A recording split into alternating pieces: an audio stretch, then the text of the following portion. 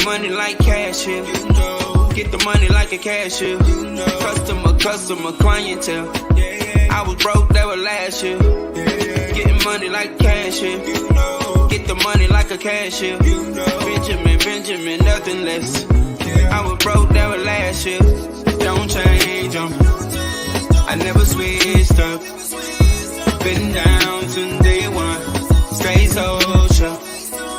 People change them. I never switched up. Social. What's going on, everybody? Welcome to another episode of DBT Live. My name is Kevin Cox. Man, this is going to be, just a kind of a free-flowing conversation. Look, I'm up here one deep right now. It's a distinct possibility some other people may hop on in a little bit, but for the time being, look, I just wanted to have a conversation about, just all the crazy, not all the crazy stuff, but the most obvious thing that's been going on lately. Just talking about this Uvalde shooting in Texas. I have a few pretty strong opinions, and I probably could be convinced or talked out of some of my stances. But what I'd like to do is put out what I'm thinking, and then people could just kind of let me know what they think. So I'll say the big statement. I think we need to go ahead and talk about just let's do it. Let's rewrite the Second Amendment. I don't believe it was written with Black people having the ability truly to own and carry weapons. I don't believe that it was written well. It's very unclear. If you read it, it's only one sentence. It's garbled. People don't understand what it means, and it's not written in an applicable way for today's society. So we need to rewrite that Second Amendment. We need to, pull out the red marker and, maybe take that comma out, put an and maybe put a couple other sentences in there to do a little bit of clarifying, because this is a life and death situation, and it's affecting so many families here in the U.S. As we all know, we have more guns in America than we have people. With that being the case, it's easier for us to have more shootings just by the simple fact that we have more guns. I don't think that necessarily just because you have guns, you're going to have more shootings, but it's definitely correlated, right? I don't want to go down the causation correlation fallacy road, but it's definitely correlated with more shootings. There's more availability for weapons to commit such atrocities. There's another thing, is our culture. We have a gun culture here in America that is being perpetuated by certain people in power around here that they're steadily pushing for more guns, steadily pushing for more people to solve their problems with guns. I don't quite understand. I don't quite understand exactly what the forces, what the powers that be are looking for, and I don't mean powers that be just as some secretive dark room with cigar smoke and piles of money and people glad handing. Now we have more guns in America. I mean like the NRA, the GOA. NRA is National Rifle Association. GOA is the Gun Owners of America, and all the gun enthusiasts. All these half-time or part-time militias that are going around stockpiling an entire battalion's worth of weaponry. All these preppers, all these, let's just outright say it, all these racist people that are building up their stockpiles and armory for the coming race war that they've been, quite frankly, fantasizing about for the last several decades, probably since the civil rights era. We have to be mindful of the fact that the Second Amendment has been something that has been giving them rest, giving them comfort, and giving them cover under law. So we need to rethink how we do it, rethink how we enforce this law, rethink how we distribute and allow the sales of firearms. I would feel a lot more comfortable if you had as many qualifications for a gun as you have for a car. As a professional driver, I think we need more qualifications to drive a car. There are so many people dying on the roads right now. I don't understand why you don't want automatic or AI driving your car. You would see like one or two crashes from a Tesla, and then you forget about all the crashes you drove past every day without any AI involved. So there's that issue, right? So I think you want that Dodge Viper, not Viper in the 90s. You want that Hellcat. You want that SRT Demon. You want that new Corvette. You want that Stingray. You want that McClain. You want that, all these fast cars. You need to have a special license for that. Also, let's talk to these country boys. You want that 4-wheel drive F450. You probably need to really get some extra training before you start whipping that thing around my minivan with my baby in it, right? Like, it takes extra care, qualifications, and training to deal with things that can kill someone so easily. So if we can recognize that when we put someone behind the wheel of an 18-wheeler, we should recognize that when we put them behind the wheel of a vehicle that has more horsepower than an 18-wheeler, and it's only a 2-seater, right? We should also recognize that when we have something that has more killing power than an 18-wheeler or a fast, high horsepower car, and fits in the palm of your hand and can be enacted with a single finger, right? So laws need to be rewritten. And I don't think this is a hard one to address. The Second Amendment is literally one sentence. And I wanted to, not a lawyer. Okay, so let's get some disclaimers out the way. One, I'm not a lawyer. I am a truck driver by trade. Actually, now I'm a truck driving instructor.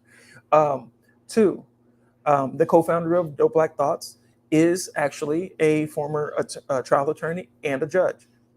These are not his opinions. These are my opinions. As he sits on the bench, judging cases, my opinions do not influence his decisions. So those two things out of the way, I want to go to I want to go to the Second Amendment. And actually, let's pull up this article. Let's see, does it have a quote? Oh yeah, there we go. I'm gonna share this one. I just want to make sure I pull up the right one. I want people to see this. And look, I don't have people tuning in right now, and that's probably my fault because I didn't put an ad out. But for posterity's sake and whatnot, I do want to share the screen and let you see what I'm talking about here.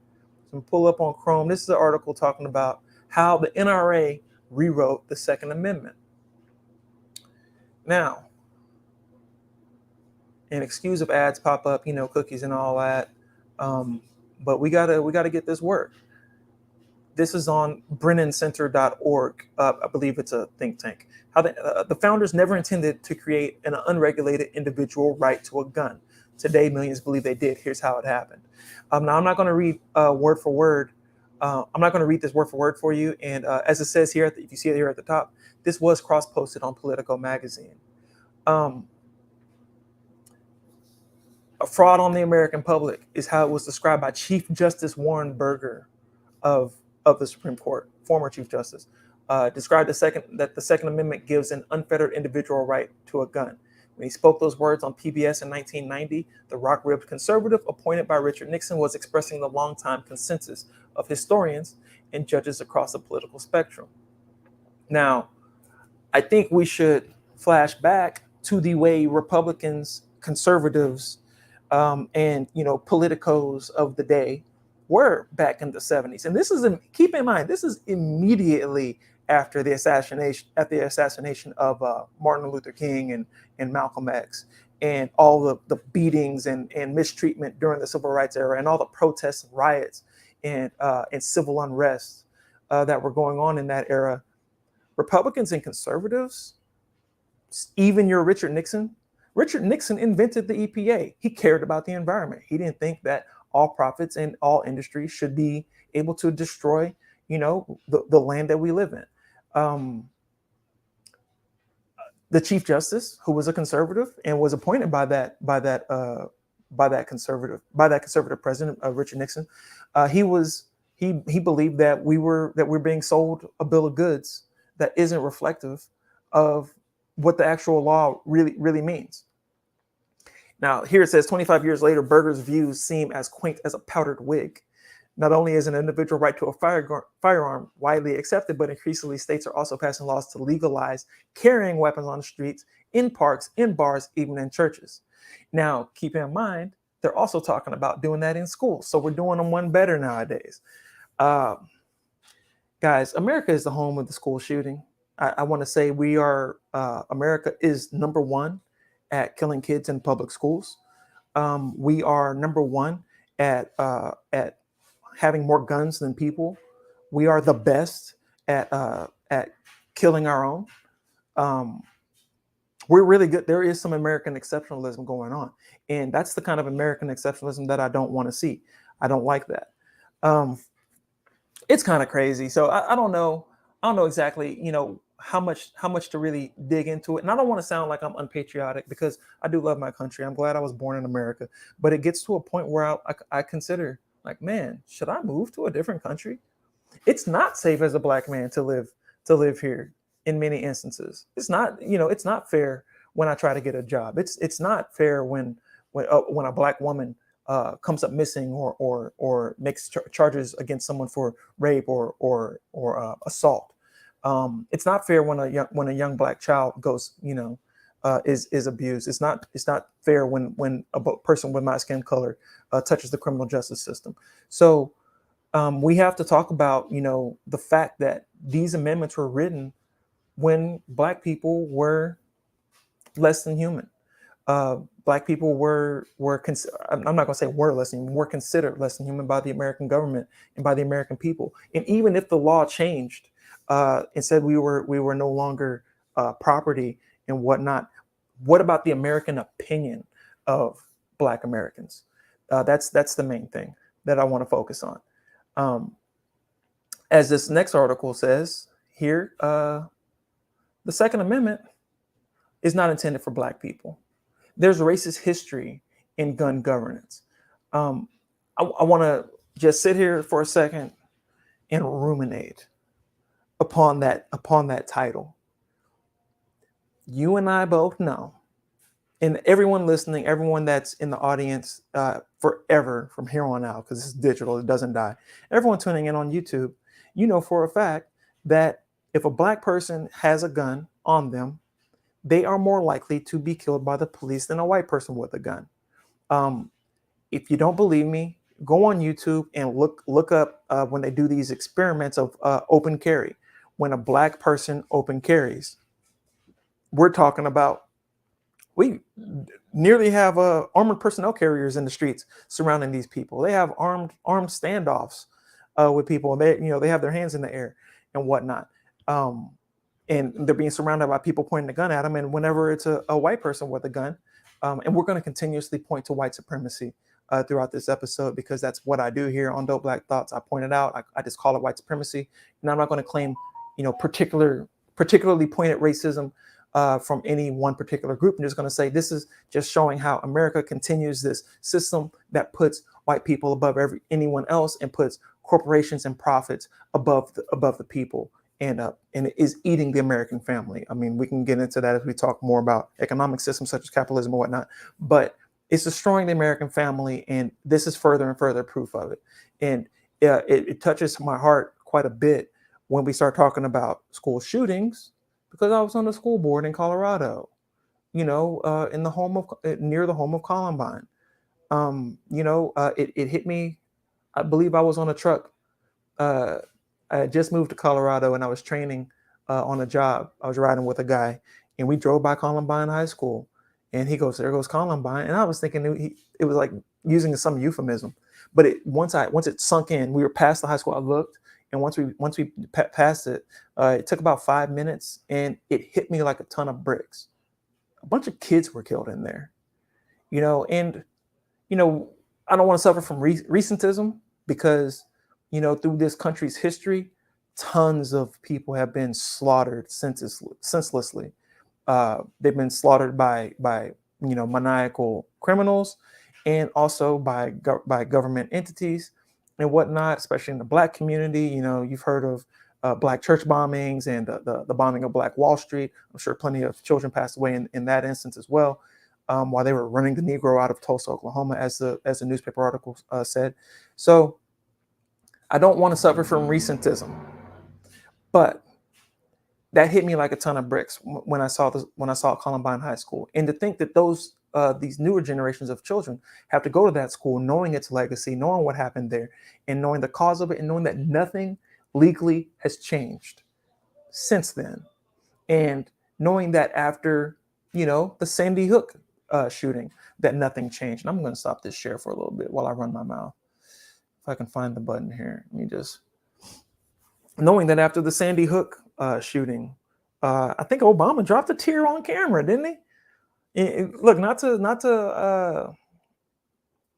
I don't even know what you would call it. I don't want to make fun of anyone's pain or whatever. I don't want to claim that it was even inauthentic. It may have been fully authentic. He may have seriously been overwhelmed with emotion.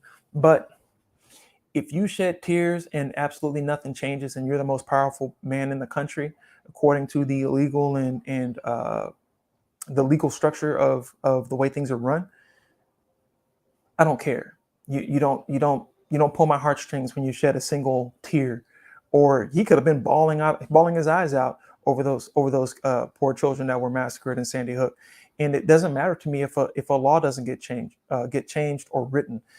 If you can't pass universal background checks, even when your Republican constituents, the majority of Republican constituents agree with universal background checks. If you cannot pass those, if you cannot rally the troops, rally the American citizens around that and get that groundswell. And this is President Obama. I think he set records for fundraising. Wasn't he the first presidential candidate that broke $1 billion? I mean, so I ain't really trying to hear it, bro. Like, you can get all that money for a presidential campaign. One, pay back your party so they're not bankrupted and lose the next presidential election when they should have won by a landslide. And two, do some of that fundraising for gun reform, because here we are. I can't even do the math. It's 22. That was 2008. I don't even know what year Sandy Hook was. It's a blur. There's too many shootings. But, from 2008 to now, that's 14 years. I'm sorry, guys. 14 years later, I don't want to hear any more politicians talking about we have to act now. We must jump into gear and blah, blah, blah. Post up your legislation. Let me see your draft. Read your draft. You, instead of talking about if us constituents should be outside of Supreme Court justices' houses, you should be outside of the Supreme Court justice's house. Instead of us holding up a poster with a kid's name and a RIP and a cross or a T-shirt or a teddy bear, it should be you outside of the majority leader's house or the president's house or the Supreme Court justice's house with legislation and talk with lawyers and you should be forming committees and councils and community organizations and creating a groundswell of community grassroots support. You should be not weaponizing. I don't want to say weaponizing, but you should be utilizing a community group such as Indivisible. Indivisible is everywhere. I've seen them. I've worked with them. I've been supported by them, and I've supported them in political endeavors, such as unseating Mike Kaufman in Colorado's 6th district back when I lived in the 6th district.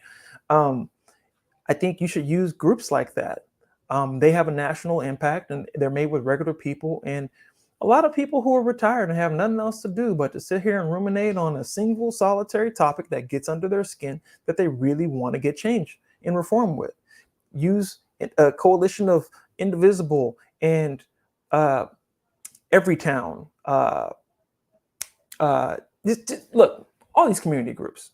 I shouldn't have to go down a list for you, but they're out there. So if you're a state senator, if you're a state representative from the state house, if you're a U.S. senator, especially if you're a U.S. senator, you have so much clout.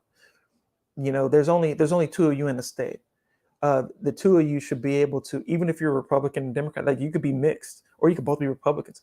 You need to get with this policy point that the majority of the most conservative party agrees with, and the massive majority of the liberal party agrees with, and get another feather in your cap and get yourself safely reelected. If it's all about political points. So I'm trying to attack this from all different angles. Also, having been on the school board and having been around a bunch of schools and building leaders and superintendents and going to annual conventions with school board members from all over the state, I can tell you, everyone is worried about this. Everybody's got a plan for increasing safety for students in installing Raptor to run people's license whenever they try to come to the building. They want to know, who is this person that's trying to pick up a kid? Do they have a criminal record? Are they a violent person? We don't want them just coming in here and shooting up the school, right? So step through this area, come to this kiosk, stop at this desk, sign in, let me see your license, and we'll lock you in the vestibule until we figured out exactly who you are. Are you on the list? Guess what? They did all of that in Uvalde. They had all of those upgrades. And now Ted Cruz,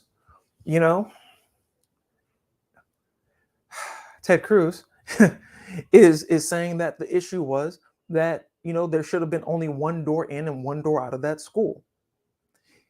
Listen to this super conservative Republican saying that this public school should have only had one door in and out. And then it should have had armed police officers at that single door in and out. Imagine that. We already have enough trouble keeping our roles filled at public schools. We already are being told that our public schools feel like prisons, and they kind of do. You don't have windows anymore. It's all brick walls. You don't put trees or plants up in them anymore. That's an even deeper subject of about the sabotage of the public education system from so many powers that be. But he's trying to put it out into the political zeitgeist, out into the atmosphere, that the problem why that school got shot up was there weren't enough cops standing at the ready with their hand on their hip, ready to pull out their revolver, at the single door in and out of that schoolhouse. That government building should be a one-way in, one-way out with an armed guard. That's a prison. That's just a prison. We're trying to open things up. We're trying to make kids feel at home and make them feel comfortable, especially post-COVID. We want kids to come in there and feel like they can actually learn. It's hard enough to find teachers who want to teach, especially at the rate we're going to pay them, and the way our kids nowadays are going to treat them. We don't give them mental health supports. We don't give them social emotional learning to the levels that are required. We don't have a country that even supports mental health to the degree that it knows it needs. We know America has a mental health problem, and we don't address it. So naturally, when you have more guns than people, you should expect America to be the best at killing its own, to be the best at shooting American students. Like, that's where we excel. That's where we're number one. America is number one at that. Hate to sound repetitive, but that's what it is. So Ted Cruz said we should have had an armed police officer at the front door, and that would have been good enough. Did you know that he shot his grandma before he left? Did you know he was shooting outside? Like, where else were you going to have the armed police? And P.S., when the cops showed up, they didn't go in for like 40 minutes plus. I have no clue what exactly is going on because there's been so much misinformation, which brings up another point. With all this misinformation in red state Texas, in this conservative run bastion of freedom and gun rights and gun toting, hey, try that stuff in Texas. Come take it out of my cold dead hands and blah, blah, blah. Try to take my gun and see what happens to you. In that land, in good conservative Texas, you sure want a strong government overlord, standing over your children, like a overseer. You sure want a big government. That's a big government. I thought conservatives like small government. I want a smaller government when it comes in the case of armed police officers standing at the door of the schoolhouse where I want my kids to go and feel comfortable and be able to learn safely, right? What I would prefer is that we have a society that isn't flooded and, if not overflowing, with weapons. That would be nice. Let me look at these comments right here. Margot Holmes said, yes, sir, totally agree with all that. And when people can kill 30 or more people in 4 minutes with an AR-15. Let's just put that up there. Thank you, Margot Holmes, for tuning in. And so that's another point when we're talking about the Second Amendment. It's not applicable for today. It's not written with today's weaponry in mind. And I don't think it really works that well for the Black community and probably just communities of color in general, and also just marginalized communities. And keep in mind, people, when they hear the term marginalized community, they tend to think that I'm talking about just Black and brown and indigenous, right? But that means poor people too. If you're poor and you can't afford an AR-15, And all the rich folks on the other side of town can't afford the AR-15s with the pneumatic gas, shock absorption of the recoil, and maybe they got that little switch installed. We don't want to talk about that. That's not a federal crime. They just bought a little piece. They didn't just make an automatic weapon or anything like that, or that bump stock. Hey, look, we lawyered it up and we figured out a way to make it legal. If I hold it like this in a certain way and keep my finger right there, it's going to shoot just like an automatic weapon. Here's my big question. Is it really necessary for civilians to have weapons of war? Is that really necessary? I think you don't need civilians bristling, swimming up to the neck in weapons of war unless they're all going to be, able to serve. If you would say everyone in the country above the age of 18 that does not have a certified disability that would impede upon them from serving, if they don't have anything that would impede upon them from serving, keep in mind, I've attempted to enlist twice. Now, I had some old football injuries that kept me from being able to enlist, but I could still program a computer. I could have been a nuclear engineer in a submarine for the Navy. I still could have guided satellites, or weaponry. I could have been a pilot of some sort, but I get it. But if you want to say, if you have everyone above 18 has to serve, has to be part of the armed military, then I'd say, okay, cool, you're certified to have a weapon of war. But if you're Joe Blow, that's a mechanic up the street, I'm sorry, I don't think you need anything that has the high capacity magazine of a weapon of war, that has a high velocity round of a weapon of war, that has the bullet velocity of something that can shatter concrete. I don't think you need to shoot rounds that can shatter concrete. What are you going to do with that? What do you need that for? Is that to protect your home? Did you need to shoot through concrete plates to protect your home? I don't think that's the case. I don't know why anyone needs anything over just a standard semi-automatic pistol, a standard rifle, standard shotgun. We don't need these automatic shotguns. We don't need these bump stock triggers. We don't need these crazy super Bushmasters. I'm not against AR-15s in particular, but the velocity of the round creates so much havoc inside of the body that people are virtually unsavable when they're hit by it.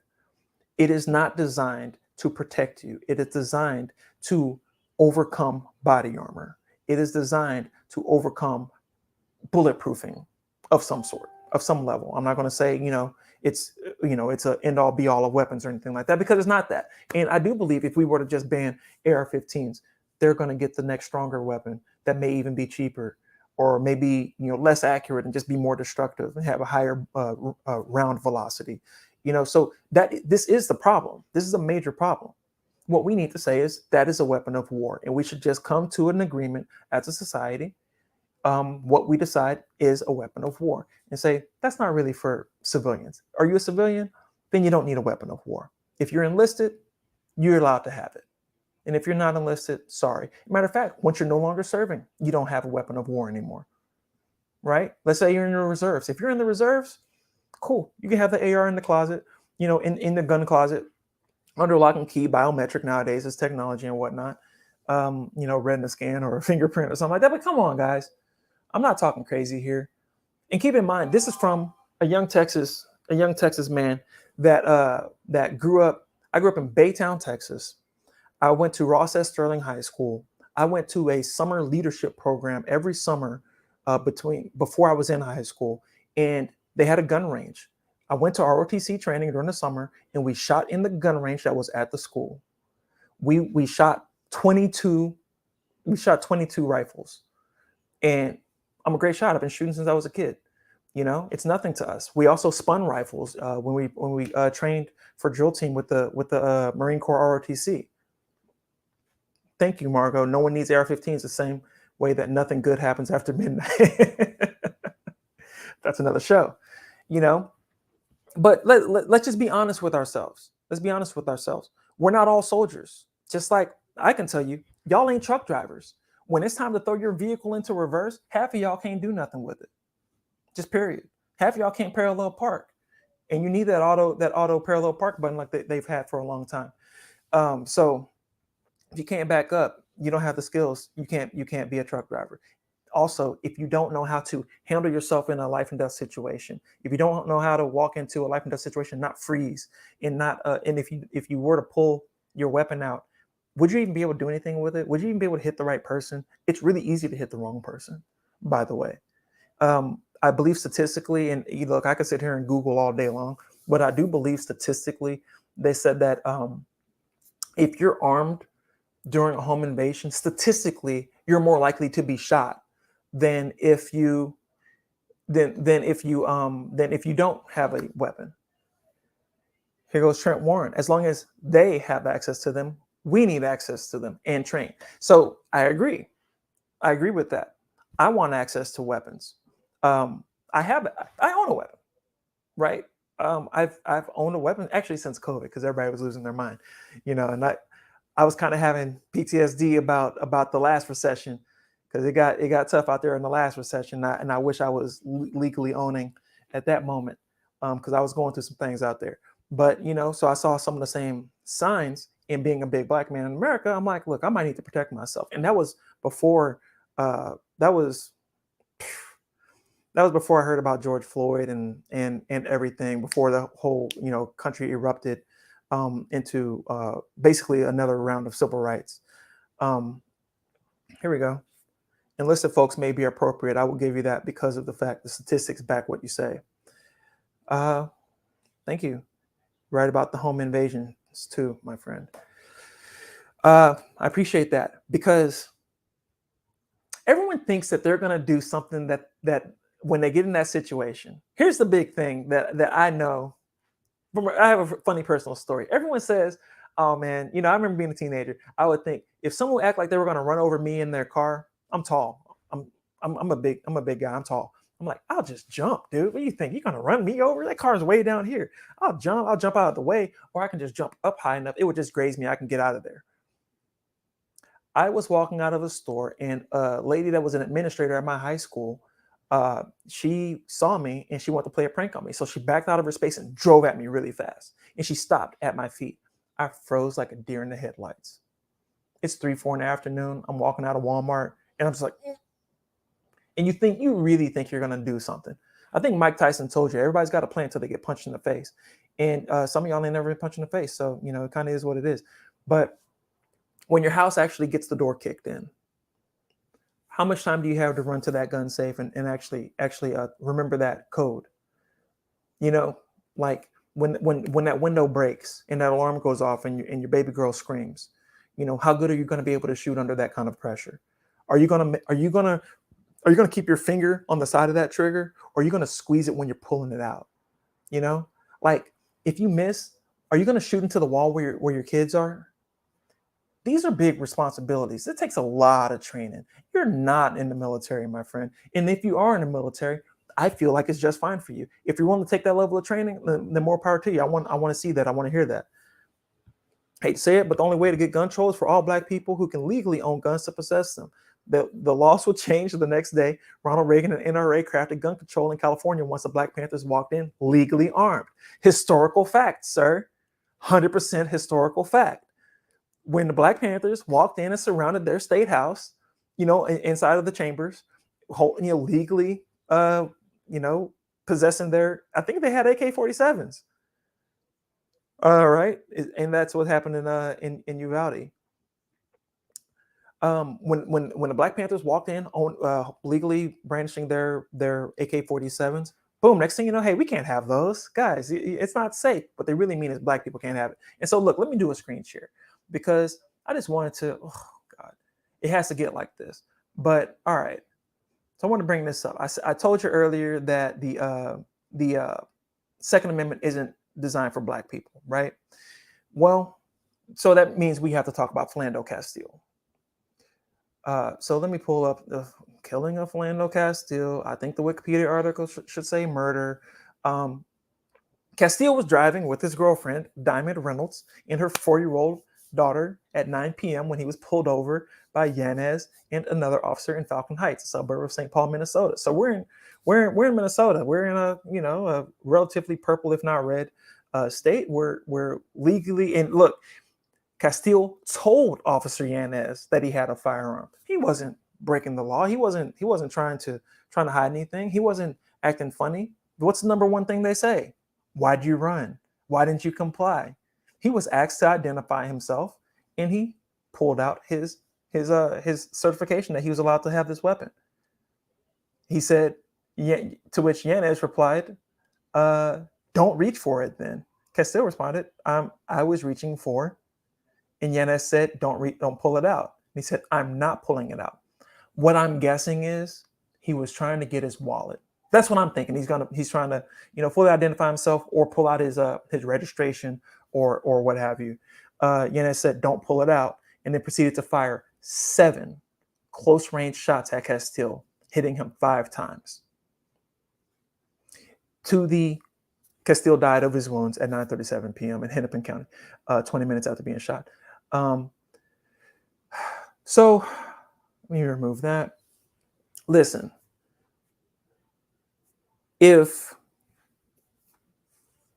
you identify yourself, you legally possess, you notify an officer, you don't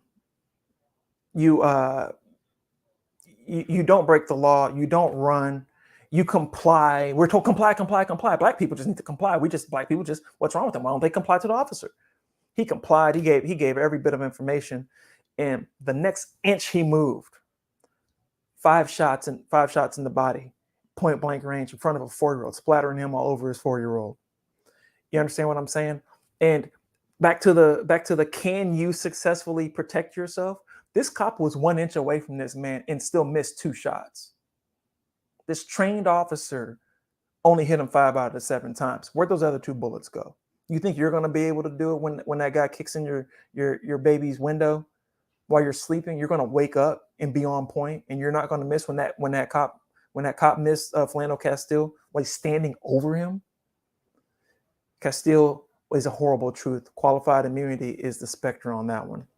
And that is why I proudly have done lots of political work with people who have helped remove qualified immunity from the books in Colorado. I'm proud to say that. It wasn't me. I was occupied doing DBT stuff and whatnot, and we do grieve for that young brother that did nothing wrong. But that's the state of affairs. So keep in mind, I was on the school board and I was in a political community in Aurora, Colorado, which is the home of the murder of Elijah McClain. We're hearing, all this fervor about George Floyd. Elijah McClain was killed right before that by the police. He was murdered by the police right before that. And he didn't have a weapon. He hadn't broken a law. He hadn't assaulted anybody. He was walking down the street with a bag of groceries and a mask on his face. And they said he looked weird. And the cops grabbed him. That's big government. That's treading on him, right? They say, don't tread on me. What is it? In Aurora, Colorado. They say, I'll get back. They say, don't tread on me. They say, get your hands off my gun. Elijah McClain didn't even have a gun. Elijah McClain had some tea, right? He had a mask on before COVID. So think about that. If those cops killed that man carrying groceries, breaking no laws with no gun because he looked weird and had a mask on, how were they going to make it through COVID when everybody's got a mask? You were going to have those killers in your force. You were going to pay them with tax dollars. What were they going to do around your kids when they had a mask? Were they going to come up to the school to protect your kids? Is this what you wanted? You want one door in and one door out with these officers that can't even handle a guy walking down the street doing no crime? What were those cops going to do when a real active shooter came in? Were they going to run in and be heroes? No, they were going to shoot the wrong person, is what they were going to do. They were going to make another tragedy, is what they were going to do. Bad policing. We had bad policing. By the way, that was the same police department where immediately after that, the chief resigned. And I knew the chief, Chief Metz, seemed like a decent enough guy, but he sure got the hell out of there. And he oversaw them finding an officer passed out drunk in his cruiser on the clock with his weapon. We had a lot to say about Aurora PD during that time frame. And keep in mind, it's a multi-layered system. It goes across all these different layers of governance. So you had a DA in George Brockler who was allowing people to drive pickup trucks through a protest. I actually happened to sit that one out and was live streaming. But they allowed a pickup truck to drive through the protest for Elijah McClain's murder by the police, and he pulled onto the road because they were blocking the road. I'm not going to front. He drove through the crowd, and then someone shot at the truck. That was idiotic. Bullet ricocheted out of there, off the tire or something like that, and hit somebody. Which, once again, you think you're going to do the right thing with the gun, guys. Check out the stats of people being killed by gunfire when they weren't the intended target. Okay? I grew up in Baytown, Texas, 30 miles east of Houston. And one of my good friends, Andy, was shot in a drive-by, sleeping in his bed. He also was not a member of a gang and had not done anything to anybody and never has. So these people, when they get these weapons of war, I believe it was like some sort of like a Uzi or automatic weapon or something like that. He got shot like 19 times or so, or maybe 15 something times on his left-hand side. It was in the newspaper and stuff like that. I don't remember all the details, but the wrong people are getting shot all day long. When that little 4-year-old in Chicago, when they want to trot out these edge cases, well, what about that 4-year-old girl that got shot on the steps in Chicago when she was just sitting outside with her family? Another example of someone getting shot when they weren't even the intended target. I don't think that gangster drove by and said, let me run a hit on that girl that's 4 years old sitting with her family. I think they were aiming or wanting to hit someone else. I think that's what was going on. And that's another example of why maybe we don't need so many guns hanging around. And it's going to seem like after a while that Kevin's just talking about problem, but he's not talking about no solutions. But I will talk about solutions. Same department tried to say protesters held them hostage in their PD, but their bosses told them not to leave the building. Thank you, Trent. Thank you so much, Trent. Trent, I want to tell you about that, because if you go on to our videos, on DBT Live's videos, because we're live broadcasting on Facebook as well, Margot. If you're still watching, go to our Facebook page. It's broadcasting live right there, and you can look through our videos, and there's footage of us in that protest. So there was a lot of strategery that went on with that protest. Strategery, remember that from George W. Bush? So the protest was going to be from the actual geographic location where Aurora PD murdered Elijah McClain on the side of the freeway, off of Colfax and 225, and we were going to march down the street with all our signs, and people are saying "F the police" and whatnot. They were gonna, we're gonna go all the way down to City Council or City Hall, and we're gonna be out right there where the City Council assembles, in front of the police department, in front of the courthouse, and we're gonna give them what for, right? But it was being led by the PSL. God, I can't remember the acronym anymore. Jeez Louise. If you can remember, it's at DBT Live, Margot. The Facebook link is at DBT Live. If you can remember who actually led that protest, and it's in the video. We were going. I'm sorry, let me take that down. We were going, and we were going to turn left into towards the main area of Aurora and away from the outskirts, and we turned right, and we're like, where are we going? And the leader of the protest, he was like ex-military. You could tell how he spoke, his cadence, how well he projected his voice. He said, one of the number one things that you do not do is let the enemy know exactly what you're going to do. So when we were driving out to this protest, there was already like 10, 15 cops at City Hall. And we were like, man, it's about to be live. We're going to go. We're just going to film. We're press. We had press badges, myself and Marcus, and we're just going to be there. We're going to observe. We're not taking any hard stances or anything. I support the cause with Elijah McClain, but I'm not up here to try to beat up a cop or anything like that. I technically do support good policing, but can that really be possible in today's society? But still, we're there, right? And we're like, this is going to get live when we get to City Hall. We turned away from, there you go, Party for Socialism and Liberation, PSL. There you go. That's what it was. It sounded like he was ex-Marine. He was like, we will be disciplined, we will be militant, we will be peaceful, and we will not break any laws. We will all go home safely without being hurt. And he like made the crowd repeat that back several times over the loudspeaker. So that's exactly what we did. And we turned towards the substation, the Colfax substation, on the other side of 225, which was very close. So we marched about 2 more blocks. We made another right, and we surrounded the substation. And we're protesting, hey, hey, ho, ho, the police chief has to go, and racist cops got to go, stuff like that. And look, I got amped up. I'm in it because I've seen a young brother that looks like a member of my family get murdered, and I watched all the high definition video footage. As a matter of fact, I'm a little bit highly entrenched in that. Not saying that I'm had any change in outcome, but I was one of the people that was appointed on the task force for community oversight, for police oversight, the task force for police oversight that was created by Aurora City Council to create a third-party oversight body that is going to help govern the police department. Right, somewhere in between your DA's office and your police department, this third party is supposed to be somewhere in there to be a disinterested third party. And I was appointed to be a part of the council or group to create that body. Right, so I'm getting intel, I'm getting presentations, we're having meetings with movers and shakers in the community, including a mayoral candidate and people that are president of NAACP, who's a friend of the show, and all sorts of people. We're movers and shakers, and we're involved. And I'm over there. It's peaceful, dude.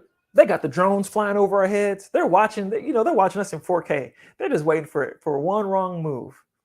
It hit a certain time, and I had to go to the bathroom. And look, I ain't trying to go in no porta potty. I said, look, I got to take it to the house. So myself and Marcus and his kids and everybody, we leave. And we head back, and everything's super peaceful. Next thing I hear, they talk about kidnapping charges. There's all these trumped up charges going on. They're talking about kidnapping. They're talking about, oh my goodness, I can't remember what the charges were. I could sit here and Google it, but I don't want to Google it. But all these trumped up charges were being put up against several people that helped organize the protest. And to me, it was just so ludicrous because I'm like, if it's anything like what I saw, guys, Black people can't raise their voice, is what you're telling me. Black Lives Matter. We saw the footage of the white man wearing all black with the umbrella, breaking all the windows. Man, what city was that? He was walking in front of the protest, and he broke all the windows at the AutoZone before anybody came up there and started looting or anything like that. And then the looting started, and everybody's like, "Oh yeah, look at BLM. They're just looters," and blah blah blah. It all started with the white man that came up in a car, and he broke all the windows, and he went back to the car and then drove off, right? Like these are the what do they call them? Saboteurs, provocateurs. Who knows who that person was working for? Who sent that person? Who knows what organizations that person belongs to? Could he belong to the KKK? They're still alive and kicking. Could he be a ghost skin, one of these officers or military members that is a staunch white supremacist? Who knows? I can't speak for it. But I can't deny that he was working on the side of white supremacy and trying to stifle a peaceful protest in the Black community for the murder of a young Black man. So that was very interesting. Their bosses told them not to leave the building. That's another good solid point. One funny moment. We're all outside, dude. We're just standing outside the fence. We're saying our things. We're holding up our signs. We're talking. We're exercising our First Amendment rights. We're standing on. He wouldn't even let us stay on the streets too much. He told us we have to step up out of the streets. The PSO leader dude. I got his phone number. I feel so bad for forgetting his name. He's supposed to come on the show. Oh my goodness. If you remind me his name, I'll have to look it up in my contacts and I have to invite him on the show, talk about the experience. But he made sure that we were staying up on public property where we're allowed to stand and it's not trespassing or loitering. They were very thoughtful and thorough about this protest. There were people that came up there with medic supplies, with bottles of water, with first aid stuff in case someone gets pepper sprayed and whatnot. Let's go. Let's look at this comment, because this is where it comes down to. There's a lot to consider. So should AR-15s exist with that in mind? And Margot, thank you for going to the Facebook page. Please like and share. We come on live every Thursday. We've been doing this for 2 years. So should there be AR-15s? They're already there. By the way, people, when I lived in Houston, I want to say about 2012, 2013, when I would go to more rural, middle-class neighborhoods, I think I had an income around like say $55,000 in Texas. I was a new truck driver. Something I could afford. I'm shopping for homes I could afford. So we're talking about $100,000, $150,000 houses back then. Those neighborhoods like in Spring Cypress and Katy and just outskirts of Houston, every neighborhood had an armory nearby. They had gunsmiths nearby. There's gunsmiths in Aurora. They can make any gun they want to make. They have the schematics for AR-15s. They're 3D printing guns now. It's kind of not even worth it to ban a particular gun. They're there already. So here's my solutions, because I said I was going to have solutions. Buy them back. Everybody needs money. Just buy them back. Say, look, I don't care how you got it. I don't care where it came from. I don't care if it's stolen. I don't care if it works. You bring a gun to me. I'm going to look it up. One, is it a real gun? Right? as long as it can actually like shoot. I'm going to look up the market value and I'll buy it back from you. If the federal government buys back the guns, let's go. Trent says AR-15 the term does not mean what people think, and the media uses it to whip up emotion rather than fully explain. And I don't remember the further details about the AR-15. I just know the round velocity is so fast that it might as well be considered a military weapon. I think we should go ahead and categorize AR-15 as a weapon of war and a military weapon. And if you don't have military training, or you haven't done enough hours of training, you should not be allowed to have it. Just like you shouldn't be allowed to drive a truck that's gross vehicle weight rated over 26,000 pounds if you don't have a commercial Class A driver's license, right? Same thing. I don't want you accidentally killing people. And if you're a gun nut that just wants to go shoot up a school, maybe you don't need to have this kind of a weapon. And if you're an idiot that wants to go drive a big truck through a crowd of people, like they're doing in Europe, you shouldn't have access to a massive truck, right? Without massive amounts of certification and training. So there's lots between you and this crazy random act of violence. I kind of lost my train of thought on that, but the big picture is if you buy back these weapons at the sticker price or at the market value, you're good to go. It's not necessarily going to suck the gun out of people's hands, but times get tough, dude. All these people, and keep in mind, I know lots of boys. Here we go. People think AR-15 means assault rifle. The AR stands for Armor Light Rifle, the original manufacturer of the Pacific platform design. But to be fair, it was designed to be the civilian version of the M16, right? Not to argue the point. I don't think it's an assault rifle per se, but when it comes down to the speed of it, it's lethality, if you will, if my vocabulary isn't failing me.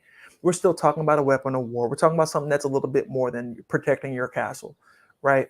But to move away from the AR-15 conversation, buy back the weapons, guys. Federally, we just need a federal program to buy back weapons. Buy it back at street value, market value. I don't know maybe I just said that wrong, but buy it back at a fair price. It serves a purpose. Of course, all my progressive friends are going to say, Kev, that's just going to take guns out of the hands of the poor and the working class. True. It is. It's going to lower the number of guns. Statistically, I believe there will be less shootings. I believe it's going to be disproportional to the people that make less money, that couldn't really afford more than a few weapons. But you know what? Times get tough. They got to give up that AR for a good little grip of change. I'm happy that AR is off the streets and it didn't get sold on the black market. And if it gets sold on the black market, that person on the black market is highly likely to give it back in a buyback. And I think if we were to do something like that, statistically speaking, just mathematically, the number of shootings has to go down. You can't have the same number of shootings with less guns unless there's something else going on. I would say take the funding that you get from the buyback program, that from part of that buyback program, and look, it's going to cost money. Let me stop, because that's not a revenue generator. That's going to cost money. So where's the pay for going to be? I don't know. I would say probably in the I can't even tell you that. I don't have a pay for that. But I would say this is something where we should spend some money. All these people that are spending billions of dollars to lobby for guns, if you look at every Republican commercial for a candidate, shows them firing a weapon. They're either shooting it at a stand-in for a person, or they're shooting it at a book of laws, or they're talking about woke something or liberal something, and they shoot something. They're trying to whip up a fervor to just get people to believe they need to shoot something if they want their political will to be expressed. No, what I want people to feel like is that if they get involved in the political process, they can vote and they can run for office, and we can fill up these seats with some of the right people. I believe the Democratic Party has failed us by not packing these courts up full of judges that will decide these cases in a more liberal manner, instead of thinking they can throw time at everybody that does a crime of desperation, and will go light on all these different opinions against gun manufacturers and against the case of should these guns be so accessible. Accessibility needs to be lowered. And if we had a rash of mass school stabbings, we might have a knife conversation here, but that's not happening. So we're not having the knife conversation. Here goes Trent. Correct. Civilian version. Yes. Beyond a hunting rifle, they outlawed the Uzi and MAC-10. So it is possible to outlaw assault rifle platforms again, but removing a specific type of gun doesn't solve the problem. They get us to focus on outlawing the gun and not the root causes of the or influences. And yes, thank you, Trent. I will never say that the violent video games are the problem. Why? Because these violent video games are also in these countries that aren't shooting everybody. People are buying at gun store before the mass shooting. The rest of us vote and pray, meditate, etc. Oh, true. Too true, unfortunately. Other countries have these violent video games and they ain't shooting up their schools. Other folks out here, other countries out here, they don't have the guns hanging around. I don't think it's, once again, causation, correlation. So I'm not going to say that the second you start a buyback program, boom, there'll be no more school shootings. I think it's going to get less and less. It'll trend down over the years, and eventually it'll probably be out of style. I think it's kind of a fad too.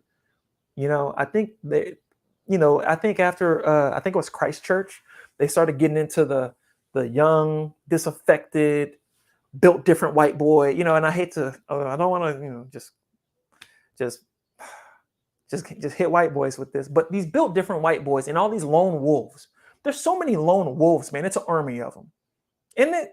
And if you go out on Reddit, you can find all of them in the same room. That's what's so crazy about all these lone wolves and individuals.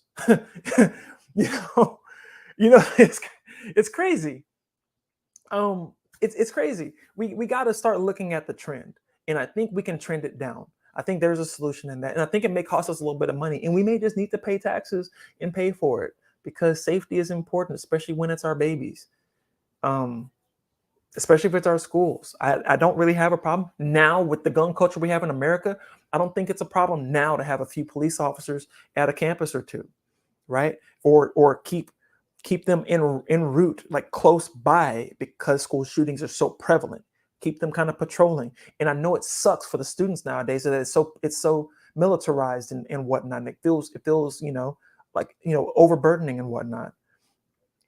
Sorry, you live in America. They be shooting up the schools. That's our thing. So I honestly think it's troll culture and xenophobia at the core of these mass shootings. The gun is the tool, but the mindset is the catalyst. Yes. So that brings me back, like I was saying, the built different.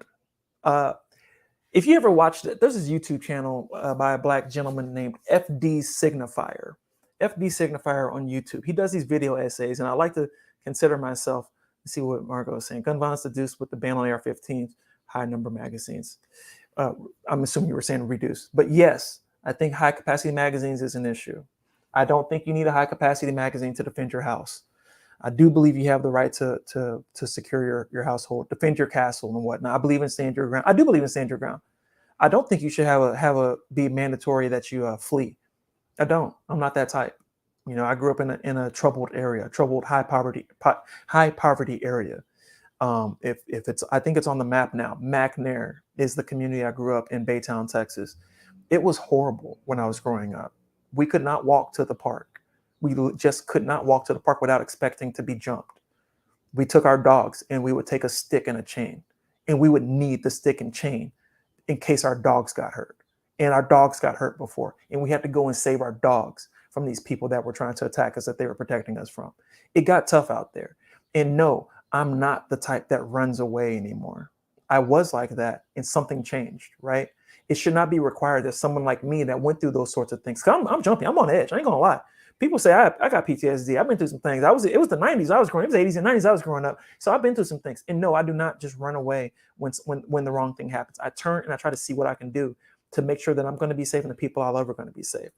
I am blind, and so my tests are not great. Sorry about that. That's no problem. Don't worry about it. You should not be required to flee. You should be able to stand your ground. You should be able to defend yourself. You should have a Second Amendment right. It needs to be rewritten so that it is equitable. It is not unduly. It's not an undue financial burden on the working class, the average citizen. The average citizen right now can't afford a $300 emergency. So it makes you think they can afford a $500 9mm, right? Maybe we should say everybody's going to get a gun. We have more guns than people. So maybe we need to say everybody who's poor can get a gun too, right? I don't like that idea. I like the idea of buying them back and saying maybe we'll stop everybody from having so many guns. But if you're going to have everybody having so many guns, keep in mind the poor people don't have as many guns. So maybe they need some more guns. I don't know. But we got to do something. We got to even this playing field. And also you have to change it so black people aren't going to be killed when they have a gun, when white people are going to survive when they have a gun. Why is it that a Hispanic person is more likely to be shot than a white person? Why is that? Why is a Hispanic person more likely to be shot than an Asian person in this country by the police? Because there is a perception Asian is closer to white than being Hispanic or Latino or Latinx. I'm sorry if I offended anyone. But this is not the way it should be, and that's not the way our gun law should be enforced. And if it's going to be enforced like that, you got to rewrite it. You got to do something. So, being willing to go up the chain in the political ladder. I'm going to stop responding to comments. I'm going to wrap it up here because it's 7:03. Didn't think I was going to run my mouth this hard. Thanks for engaging, Margot and Trent. By the way, please check us out, patreon.com/dopeblackthoughts. Check us out on YouTube and like and share. Subscribe and send this out. It goes up in podcast platforms. It goes to Spotify and all different platforms, and as well in audio. We're working on some radio stuff too. So keep that in mind. We're out here on Thursdays. We got to make some major changes with the Second Amendment. We just gotta, suck it up. We got to do it. And I think the right wing, I think our conservatives are gonna go nuts when we say we're actually gonna do it. Cool, I don't care. Let them go nuts. They're nuts right now. I think we should right now, after everything that happened with Roe versus Wade, with what they're trying to do, forget it. Biden, pack the court, dude. Get 2 more Supreme Court justices right now. In the next 2 months, the way they did this last Supreme Court justice, drop 2 of them on these boys. They blocked what's the guy's name? Neil Gorsuch was in place of Merrick Garland. It's madness now. I should not have to defend myself against AR-15s. And what are you going to do against the AR-15? Now, check this out, Mr. I need an AR-15 to defend my household. What if the robber has an AR-15? What are you going to do? Now, you're going to get a bazooka. Now everybody's got to have a bazooka. So what are the cops got to go up against criminals with AR-15s? So the cops got to have bazookas. And then what if the criminals get the bazooka? Where are we going from here? What do I need to defend my home now? A military-grade laser? What are we going to do? We're going to have the cops have Scud missiles? By the way, we're just militarizing our police more and more because you're putting weapons of war on the street. So they need tanks to go into dangerous situations now. Google, here's a little bit of homework.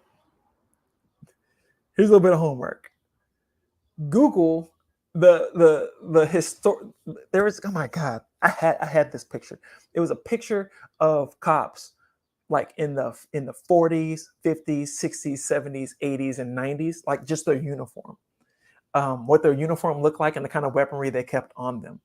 And what you see is a police officer transforming from, what do they call them? Billy or whatever in Europe, like just a guy with a whistle and a baton, to a whistle, a baton, and a sidearm, and then a sidearm and a baton, and then eventually like he's got a bulletproof vest on, And then like one of them's got like a shotgun, he's got the sidearm, and he's got a taser, you know, and like eventually now it's still Team 6, bro. Like, where do we go from here? What next? You're just gonna put military drones on the streets because every robber is freaking Al Qaeda? Every robber is what are we doing? That's my question. It is exactly like Margot said. Bugs Bunny versus Elmer Fudd. I think eventually the robbers are going to have scuds, and the police are going to have to nuke you. If you reach for your scud, his hand moved towards his scud, so we have to shoot a nuke at the car. I mean, where do you go? So it's the barber chairs between Elmer Fudd and Bugs Bunny. There's the knife, the gun, the bomb, and the atomic bomb. Exactly. So look, guys, I'm gonna wrap it up. I went 7 minutes over. I didn't think I was gonna make it past 30 minutes by myself, but you guys, Margot and Trent, you made it worthwhile. You helped me run my mouth, and we're gonna be looking for how we can have people call in. So people like yourselves that get highly entrenched and like to engage could actually call into the show and be a part of it. We'll be looking further into that. So thank you for being a part and commenting. And I love the reactions. Send that love and share us to people out there. Share us on your Facebook page and whatnot. We love any support. This is a Black-owned, minority-owned business. Myself and Marcus Ivy, the co-founder, we're both on the school board at the time when we started this, and we're just trying to expand and grow. So we'll be dropping a few other shows that are just kind of related, semi-related, but some more lighthearted and whatnot. But we like to talk about these sorts of things and engage with the community. This is our passion.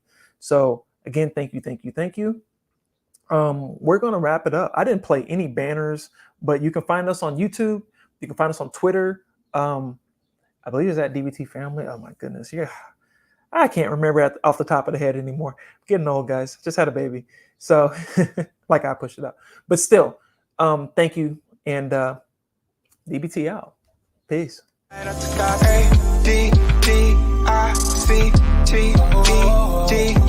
What is love? It's a drug. They the rotate, didn't hit back in it. Calling me an Uber just to hit back in it. Hit the cash out like pay, I send it. Is it really worth the wait? I don't get it.